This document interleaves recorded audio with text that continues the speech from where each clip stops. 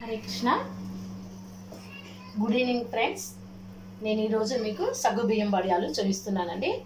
ఒక గ్లాస్ సగ్గు బియ్యాన్ని తీసుకున్నాను. దీనికి 4 గ్లాసులు నీళ్ళు పోసి ముందుగానే ఒక రోజు మొత్తం తడిపి పెట్టుకున్నానండి. ఇవి తడిపి పెట్టుకున్న నీళ్ళండి, సగ్గు బియ్యం నీళ్ళు. ఇది తడిపి పెట్టిన సగ్గు ఈ విధంగా చూడండి, ఈ విధంగా అవుతుంది. ఇప్పుడు ఈ నీళ్ళను ఇందులో కలిపేసుకున్నానండి. ఒక గ్లాసుకు 4 గ్లాసులు నీళ్ళండి పోసి ఇప్పుడు గ్యాస్ను ఆన్ చేద్దామండి. గ్యాస్ను ఆన్ చేసి ఇందులో తగినంత ఉప్పు వేస్తానండి. ఇదిగోండి, కొంచెం ఇంగువ వేస్తున్నానండి.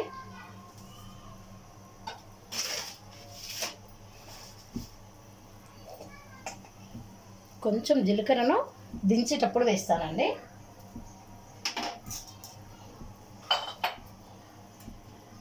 ఈ సగ్గు బియ్యం బెనిఫిట్స్ ఏంటంటే, ఎవరైతే గర్భిణీ స్త్రీలు ఉంటారు కదండి, వాళ్ళకు చాలా బెనిఫిట్స్ ఉన్నాయండి. ఏంటంటే వాళ్ళు 2వ నెల వచ్చేటప్పటికి కడుపులో బాబు ఎదుగుదలను పెంచుతుందండి.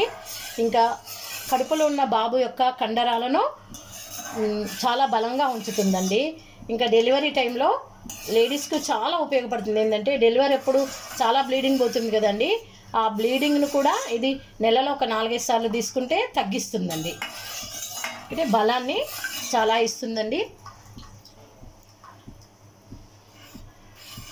పిల్లలకు ప్రతిరోజు ఇది ఇవ్వండి. సగ్గు బియ్యం వడియాలు కానీ, సగ్గు బియ్యం కిచిడి, సగ్గు బియ్యం స్వీటు, ఇలా ఏదో ఒక రూపంలో పిల్లలకి ఇస్తున్నాయి. ఇంకా డెలివరీ అయిన ఒక 2-3 నెలలు కంటిన్యూస్గా దీన్ని తీసుకోవడం వల్ల ఏమవుతుందంటే బాబు గ్రోతింగ్ పెరుగుతుంది, మీరు ఆరోగ్యంగా ఉంటారండి.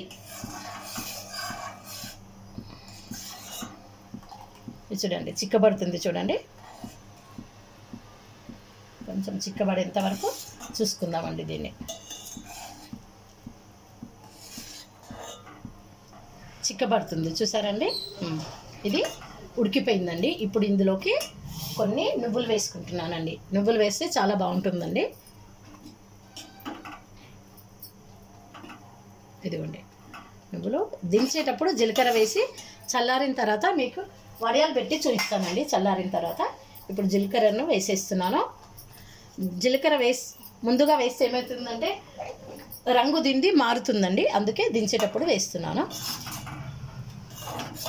ఈ విధంగా ఒక రకం అండి. ఇందులో 4-5 రకాలు వేయచ్చండి. ఇదే విధంగా సగ్గు బియ్యంలో ఇప్పుడు బీట్రూట్ను జ్యూస్ చేసి కలిపి వేస్తే బీట్రూట్ సగ్గు బియ్యం వడియాలు అవుతాయండి. క్యారెట్ వేస్తే క్యారెట్, పాలకూరను కలిపి మిక్సీ చేసి వేస్తే పాలకూర సగ్గు బియ్యం. మీకు ఏ విధంగా నచ్చుతుందో ఆ విధంగా దీన్ని మీ నిత్య జీవితంలో ఉపయోగించండి. రోజు దీన్ని ఏ రూపంలోనైనా వాడడానికి ప్రయత్నించండి. ఇదిగోండి, ఇప్పుడు ఇది చిక్కపడిపోయిందండి. గ్యాస్ ఆఫ్ వేస్తున్నాను. చల్లారిన తర్వాత మీకు వడియాలు పెట్టి చూపిస్తానండి. రండి. ముందుగా ఇప్పుడు ఇవి జీలకర్ర నువ్వులు వేసింది పెట్టి చూపిస్తున్నాను మీకు.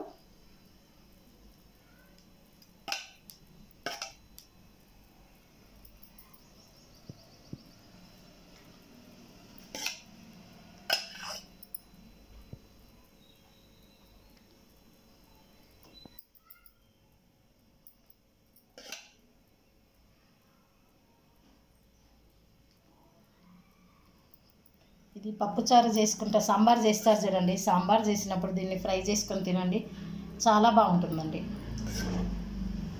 ఇందులో నేను జీలకర్ర ఏది వేయకుండా చేస్తానండి. ఎందుకంటే ఏకాదశి రోజు మేము దీన్ని ఈ విధంగా తింటామండి. ఈ నువ్వులు ఇది వేస్తే ఏకాదశి రోజు తినలేము. అవి అలా వేయకుండా వేస్తే చాలా తెలుపుగా కనిపిస్తాయండి ఇవి. దీనికి ఎక్కువ సమయం పట్టదండి. ఒక్క గ్లాసులో ఎన్ని చేసుకోవచ్చు చూడండి మీరు. ఏ పనైనా కష్టం అనుకోకుంటే ఏదైనా ఇష్టంగా చేస్తామండి.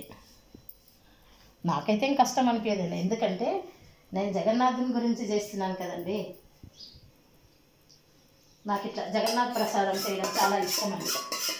అందులో ఇంకా ఈ టేస్ట్ గురించి ఎవరికన్నా ఇచ్చి ఎలా ఉందని అడుగుతాను చూడండి, అప్పుడు వాళ్ళు బాగున్నారు అంటారనుకోండి, ఇంకా నేను ఆకాశం పైకి ఎక్కిపోతానండి.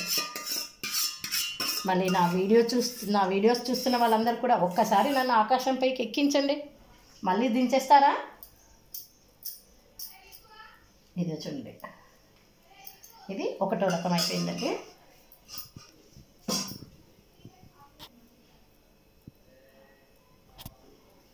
ఇప్పుడండి ఇందులో ఇదిగోండి కొద్దిగా బీట్రూట్ను చిన్న ముక్కను కలర్ గురించి మంచిగా అనిపించడానికి మిక్సీ చేసుకున్నాను. ఇప్పుడు కొంచెం కలుపుతున్నాను. చూడండి కలర్ చూడండి. ఇప్పుడు దీన్ని వేస్తానండి.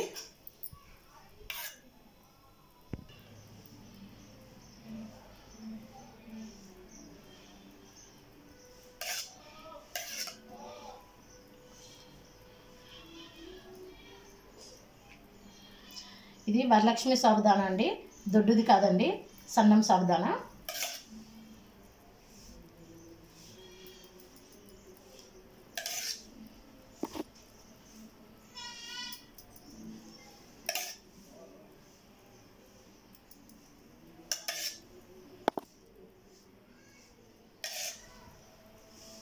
ఇది తొందరగా చిక్కబడుతుందండి.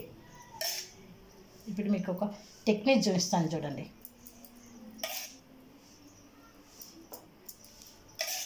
అందులో బీట్రూట్ ఉంది.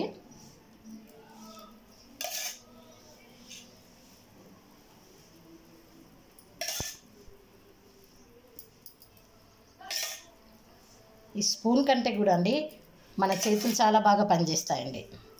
చేతులు పనిచేసేటప్పుడు శబ్దం రాదండి, స్పూన్ పనిచేసేటప్పుడు ఇలా రీసౌండ్ వస్తుంది.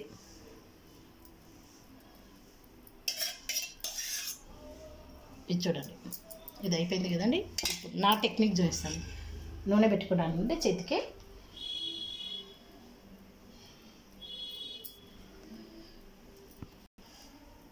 ఇవి 2 రోజులు ఎండిపోతాయండి. ఇవి చూస్తున్నారా? ఇవి ఆరగానే మొదట దేవునికి నైవేద్యం పెట్టి తర్వాత మీకు వీడియోలో చూపిస్తానండి. ఈయన సగ్గుబియ్యం వడియాలు, ఇందులో చాలా వెరైటీస్ ఉన్నాయండి. రోజు ఒక రకం చూపిస్తాను. ఈ వీడియో నచ్చినట్లయితే ఒక లైక్ చేయండి, షేర్ చేయండి, సబ్స్క్రైబ్ చేయండి ప్లీజ్. మళ్ళీ నెక్స్ట్ వీడియోలో కలుస్తానండి.